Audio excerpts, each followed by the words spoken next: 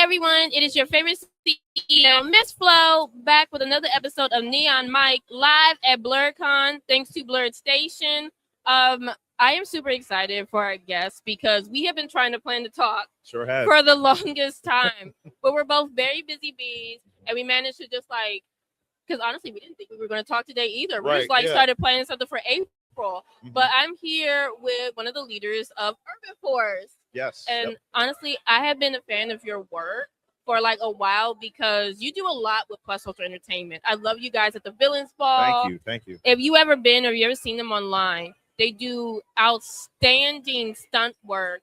If you're a fan of Star Wars, or not even just Star Wars, it's you guys dress up as DC characters, Marvel characters, you mix it up. But it's just amazing sword play. So thank you. Welcome to the stream. How's BlurCon for you? Thank you. BlurCon is amazing. Every year it's I always say it's like a family reunion.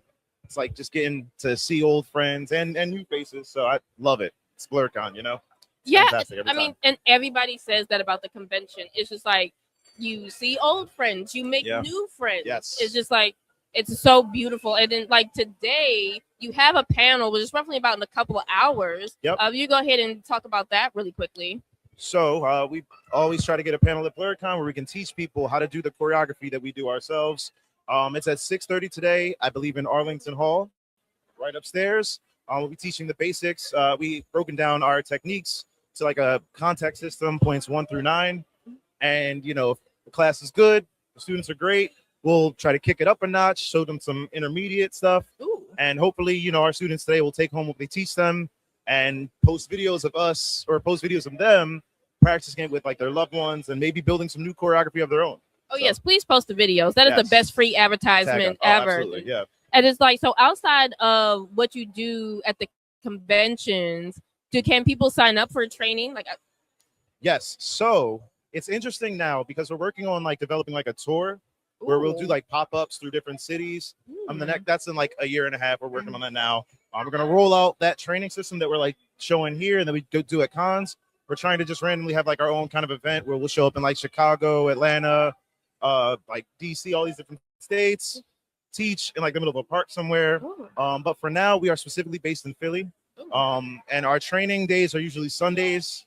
And outside of that, you guys can just catch us at any performance and post or after the performance, before the performance, we'll teach anybody anything. We love lab and we do this. It's our passion. So I get it. How are you going to do something that's inherently violent on a Sunday, a day of rest? How is that? Listen, these hands. You said these hands are for any day. Exactly. Any day of the week. E for everybody and E for every day. Well, you know what? I get that. And then can you describe some of your background in martial arts? How did you get into stunt performing? So funny enough, we have very diverse team. My background is actually just in performing arts. Ooh. So I used to tap dance, used to do dancing, ballet, different things when I was growing up. Yeah. And a lot of people liken what we do to actual combat. When in all actuality, we always tell our newer students, it's more like a dance than it is like a fight. But when you learn the choreography, you put what I call the heat behind it. We can make it look like I'm actually trying to kill somebody, but it's all about, trusting your partner and knowing that if I'm swinging here, you've got to be here. So it's more so a dance. Now there are different, me and the co-founder, my other co-founder, he's my best friend. We do this thing called, you ever play the game Ninja? I think I remembered that. Is that from Sega Genesis or? Oh, no, it's like a real life game where people go to try to chop you here, and it's you go around and stuff like that. And it's one strike for you, and then you might block, and then you get to attack somebody else. So it's turn-based combat. We play lightsaber ninja, right? And so usually we used to do that when we first started, and it would always come down to just us two. So then it would look like it's an actual real, unchoreographed fight between the two of us. So again, in those moments, then it's actually okay, we're fighting. But outside of that, it's more like a dance than anything else. Okay, fair. I'm gonna tell my students don't play that game. Yeah. We're not gonna have that game anywhere in the space whatsoever. Sorry. But it's no, but I get it. It's I appreciate and respect the martial arts, and I find it interesting because a lot of people wouldn't really connect dance with fighting. I mean, granted, okay, there's some similarities, of course, learning certain steps, and it's both choreographed, of course. Yeah. But it's because one is more entertainment and more lighthearted compared to fighting, we could be very serious. Yeah. is like that's where we see the disconnect. Yeah. So I'm glad that you're able to kind of marry the two. Like, can we expect to see a tap dance with your lightsaber? Yeah, maybe not. Okay. If enough drinks or the price is right. Okay, that's fair. I respect it. So, one, how did you guys form Urban Force? Like, how did you guys all connect? I love that question. So, it all started when my best friend, he's actually an actual professional dancer. Like, he does this to this day. I think he might be coming from a gig now, which is why he's running a little behind. But he was auditioning for America's Got Talent, and he was doing like he was a Michael Jackson impersonator, so he was doing a Billie Jean piece. And he was like, he took a break for a moment. We were just messing around with these broomsticks, and he did the Anakin flourish. If you know, you know. It's like a trademark move that Anakin does, and he did it, and I was like freaking out because as a kid I always wanted to do that, and it looked so complicated. And he just did it, and so then he was trying to teach me how to do it. And that was like, once we were done with America's Got Talent, we just started like training in this, and it just happened really organically. And then eventually one of his friends brought like a lightsaber to our practice sessions, and then we got our own lightsabers, and then, the rest is history. And I think the biggest jump for us was we randomly were performing, fighting outside of the movie theater after watching, I think, not The Force Awakens, the one after that. Not The Rise of Skywalker. What's the one that everyone hates? One of the new sequels, the one that everyone hates. Was it the prequel? Was it one of the? It was the one that Rian Johnson did. It was terrible. So when we went outside and were performing, somebody from like Barstool Sports caught us on video, posted it. It got sent to World Star. Ludacris reposted it. John Boyega, who plays Finn, in the new trilogy, he reposted it. And from there, we just went viral, and that's when we started getting bookings and gigs, and the rest has been history. So for the past several years, we've been crushing it. So it's like a happy accident that basically like led to this ensemble. Yep. And like the fact that you guys are both dancers, like that is. I wouldn't call myself that. Well, it was just past, young bull me was. I think I stopped when I was like 17. So. But still, I mean, muscle memory. No, it's too much credit. I'll take it though. I would say like that's fun. Mm-hmm. I just love that. I wonder if we can find the America's Got Talent audition tape. I would actually love to see. I should ask him as like that, as Michael Jackson was actually low key had hands. Absolutely. I've heard. He rumbled Tupac, y'all. I was like, if you do a bit where you could do Michael Jackson choreography with like what you do. It's funny you say that because at that so when we were going viral, we had this company reached out to us, and they were like an intermediary between like corporate McDonald's and corporate McDonald's couldn't get us ourselves, so it was like a whole thing. And then we did a performance for them, and they paid us very well to like set up this dynamic performance for over 3,000 people in Hickory, North Carolina. And that was our very first like paid official gig, and we had such a good time. We thought we were only going to perform and just leave, but they're like, yo, you guys just stick around and like just have a good time with us while we're here.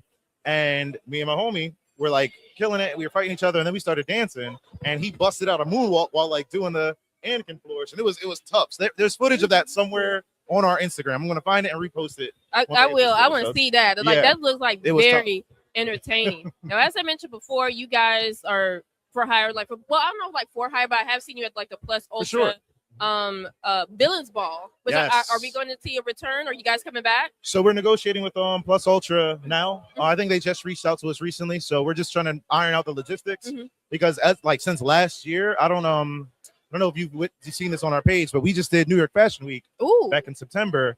Yeah, two of our the co-founder and one of our newest students, Stormy P. She's like, I always joke that she's famous. Everybody's always asking for her. She'll be at the panel today too. They performed for Actively Black on the runway. Like they pulled up and were just like, they did the choreography. It was amazing. We were there with like Black History was in the building. We were there with the brothers who put their fists up at the Olympics. Wow. We were there with the guy who took a drink at the White Only Fountain, that historic photo. Martin Luther King's daughter was there. Malcolm X's daughter was there. P. Newton's son was there. It was such an amazing experience to be like a Black creative and just in the building with all this history. So we did that. And ever since then, people have been like, yo, we want y'all. Can y'all come here? Can y'all perform here? So our calendar's filling up, guys. Okay. Get it while it's hot. Well, that's amazing. So, I mean, it's just like, it's mind blowing because it all started from you just happened to bump into a friend who happened to be a dancer as well. Yeah. And then someone recorded you guys just doing your thing. It blows up. And now you're expanding from like doing workshops at conventions and then being hired for New York Fashion Week and being connected with all these amazing creators and history makers. Yes, That's truly a blessing. How are you like taking this all in? To me, it's still a dream. Every day that I get to do what I'm passionate about, I'm just grateful. I like tend to lead with like the spirit of gratitude and all these things, because like I could easily not be here, if I never, took the chance and did that. And same for the rest of the team. So I'm just honored, and I love when people find value in what we do. I love the fact that our fans repost our stuff. People hit us up and ask us to come to places. Like people see me now, it's like, oh, Darth Vader, it's Anakin, it's Darth Bellum. They call me all sorts of different Star Wars names, and I'm moved and I'm just grateful. So, well, I guess my next question is, how do you feel being connected? Because like you're a huge Star Wars fan. Absolutely. How does it feel to, in a way, just be a part of the franchise? Oh man, that part's heavy. Especially so we have a gig coming up at the end of this month. We're going to MegaCon. We're really pushing to go to MegaCon because the lead head choreographer for the prequels, which is like our inspiration for everything. Shouts out to Anakin. The lead choreographer, Nick Gilliard, he's going to be there. Mm-hmm. And so that to us is us like bridging the gap between what we do and what's been done, like the reason why we do this. So yeah, I just hope they love us as much as we love them, because got to go up there and like just give them a massive thank you, because we wouldn't be doing this if it wasn't for, Samuel L. Jackson, the people who look like us who did Star Wars back then. So well, that I truly love that. Thank you. And like where can we find you on social media in case if anybody not only wants to like see your work, for sure, but also receive any training from you guys? Absolutely. So our Instagram handle is urbanforce_PHL. That's at urbanforce_PHL. We're also on YouTube as Urban Force. Just Google, search us. You'll pull us right up. My personal Instagram is also Greg268. You see me, you'll see Urban Force. That's how it goes. All right, and see how you guys glowed from that conversation. I'm gonna catch you guys next time.